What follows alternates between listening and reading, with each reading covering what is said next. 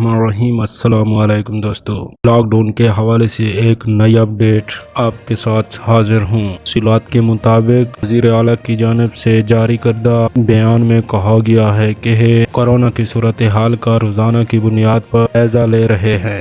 तातीलात के दौरान शहरियों को मज़ीद एहतियात करना होगी। बाहर निकलते वक्त मास्क का इस्तेमाल करें, जो कि हर शहरी के लिए लाजिम है। के मुताबिक हुकूमती गाइडलाइन पर अमल करना होगा और वबा का फैलाव रोकने में मदद। SOPs पर अमल में गैर जिम्मेदारी का मुज़ाहरा वबा के फैलाव का बायस बनेगी। उन्हें आवाम से अपील की कि तातीलात के दौरान घरों में रहें तो आपकी हिफाजत होगी। वज़ीर आला की जानिब से बताया गया है, आवाम की जिंदगियों को महफूज बनाना पहली तरजीह है। कोरोना की सूरत हाल के पेश नज़र मुल्क में लॉकडाउन 16 मई तक जारी रहेगा।